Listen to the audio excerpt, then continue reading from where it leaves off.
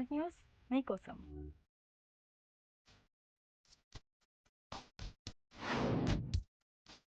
Corona మహమ్మారి మానవ జీవితాల్ని, దేశాల ఆర్థిక వ్యవస్థల్ని అతలాకుతలం చేసింది.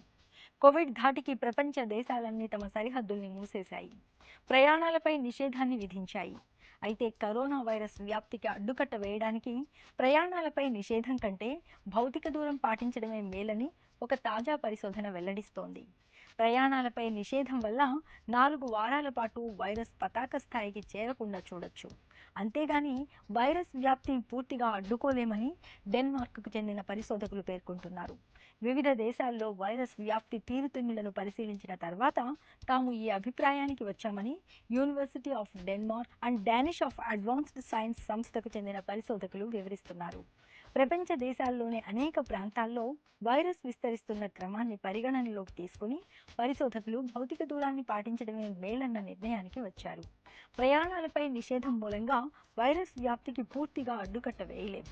దీనికంటే ప్రజల్లో వైరస్ వ్యాప్తి తీరుతెన్నులపై అవగాహన పెంచడం, భౌతిక దూరం పాటించేలా చూడడం వల్ల వైరస్ వ్యాప్తిని సమర్థవంతంగా అడ్డుకోవచ్చని పరిశోధకులు పేర్కొంటున్నారు. ఈ నేపథ్యంలో ప్రభుత్వాలు సరిహద్దుల్ని తెరవడం, వైరస్ నియంత్రణ ప్రణాళికలను అమలు చేయడంలో తగిన వ్యూహరచన చేయడానికి భౌతిక దూరం అనే కొలమానాన్ని దృష్టిలో పెట్టుకోవాలని పరిశోధకులు సూచిస్తున్నారు.